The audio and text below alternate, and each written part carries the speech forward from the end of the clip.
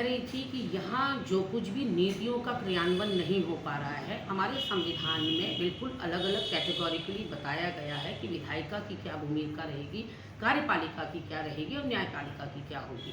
जब एक दूसरे के कार्य क्षेत्र में हम इंटरफेयर करना ज़्यादा शुरू कर देते हैं तो इस तरह की स्थिति उत्पन्न होती है जो आज उत्तराखंड में उत्पन्न हो चुकी है कि नौकरशाह और विधायिका में बिल्कुल आपस में पटरी नहीं बैठ रही है।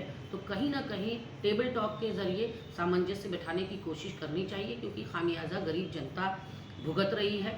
नीतियाँ जो बनाई जा रही हैं उससे जनता लाभान्वित नहीं हो पा रही है, क्योंकि नौकरशाह या कर्मचारी काम करने के लिए राज़ी नहीं है, क्योंकि उनके ऊपर अनैतिक कार्यों का दबाव जनप्रतिनिधियों के द्वारा डाला जा रहा है। अभी हाल ही में गरीबों को छत देने की एक सरकारी योजना धरातल पर उतरी थी, लेकिन देखा यह जा रहा है कि 240 भवन दिए जाने के बाद अभी तक MDDA मसूरी देहरा विकास प्राधिकरण अन्य भवनों का निर्माण नहीं कर सका है।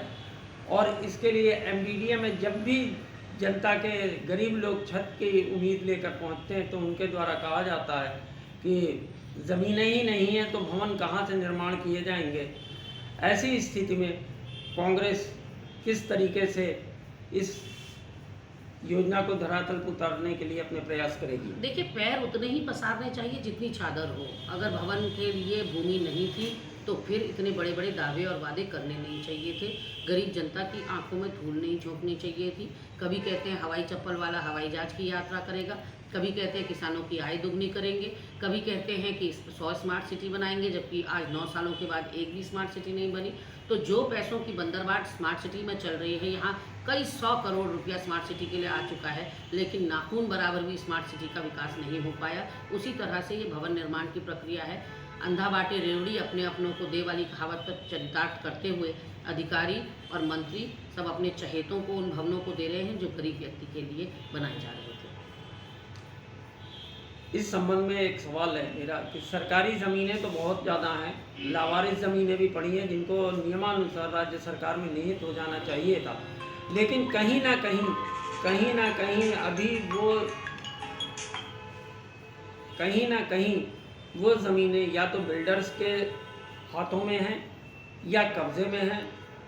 ऐसी स्थिति में योजना किस तरीके से धरातल पर उतरेगी, इसके लिए कोई जवाब नहीं। इसी के लिए तो लोकायुक्त का गठन की बात हो रही है कि जो भू माफिया है और जो दीमक की तरह उत्तराखंड को चाट रहा है पिछले 23 सालों से, जो खनन माफिया है जिसने ख़त्म कर दिया है उत्तराखंड को और राजस्व की प्राप्ति नहीं हो पा रही है, हानि हो रही है, यही सब मामलों के लिए तो लोकायुक्त का गठन ज़रूरी है।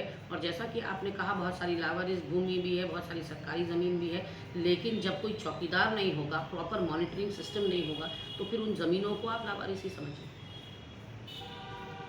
इस संबंध में गरीबों को छत देने के लिए जिस कांग्रेस के पास कोई योजना है जिसको वो कि अपने घोषणा पत्र में शामिल करेगी?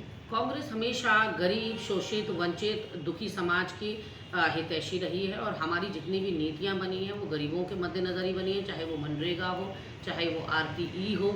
हमने एजुकेशन का अधिकार दिया, हमने मनरेगा के तहत गरीब ग्रामीण जनता को रोज़गार देने का काम किया ताकि वो अग्रिम पंक्ति में आ सके।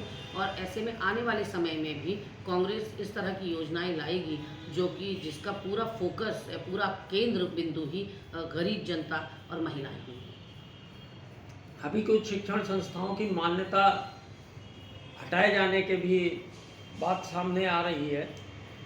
MKP समेत कई ऐसे कॉलेजेस हैं जो पुराने भी हैं, लेकिन उनकी मान्यता यहाँ से लेकर गढ़वाल तक कई विद्यालय, विश्वविद्यालय शामिल हैं।